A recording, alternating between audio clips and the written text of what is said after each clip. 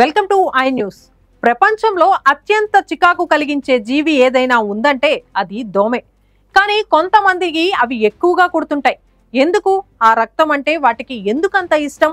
ఈ రహస్యాన్ని ఛేదించడానికి శాస్త్రవేత్తలు చేసిన ఓ విచిత్రమైన ప్రయోగం ఇప్పుడు హాట్ టాపిక్ గా మారింది. అసాధారణ పరిశోధన గురించి పూర్తి వివరాలు తెలుసుకుందాం. రాత్రిపూట చెవి దగ్గర ఒకటే జుయ్ జుయ్, ఆ ఒక్క సౌండ్ చాలు మన నిద్ర మొత్తం పోతుంది.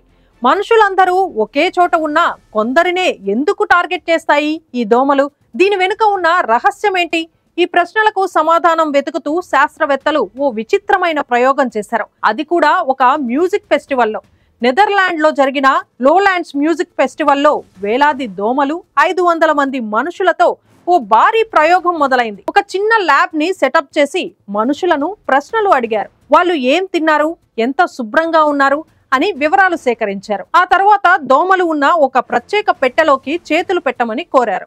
ఆ పెట్టెను ఉన్న చిన్న రంధ్రాన్ని ద్వారా దోమలు మనుషుల వాసనను పసిగట్టేలా ఏర్పాటు చేశారు. బీర్ తాగిన వ్యక్తుల వైపు దోమలు 1.35 రెట్లు ఎక్కువగా ఆకర్షితులయ్యాయి. అంతేకాదు, అంతకుముందు సన్ స్క్రీన్ వాడని వారు, సరిగా స్నానం చేయని వారిని కూడా ఈ దోమలు ఎక్కువగా ఇష్టపడ్డాయంట. అసలు విషయం బీర్ కాదు, బీర్ తాగిన తరువాత వచ్చే శరీర దుర్వాసన అని పరిశోధకులు చెప్తున్నారు. ఫెలిక్స్ హూల్ అనే శాస్త్రవేత్త ప్రకారం బీర్ తాగేవారు ఎక్కువగా డాన్స్ చేస్తారు, ఎక్కువగా చెమట పడతారు. ఈ మార్పు వల్ల వాళ్ళ బాడీ స్మెల్ మారిపోతుంది. ఆ కొత్త వాసన దోమలకు బాగా నచ్చుతుంది. ఇంకో ఆశ్చర్యకరమైన నిజం ఏంటంటే దోమలు 350 అడుగులు అంటే 100 మీటర్ల దూరం నుంచే మనిషి వాసనను గుర్తించగలవని ఈ అధ్యయనం తేల్చింది.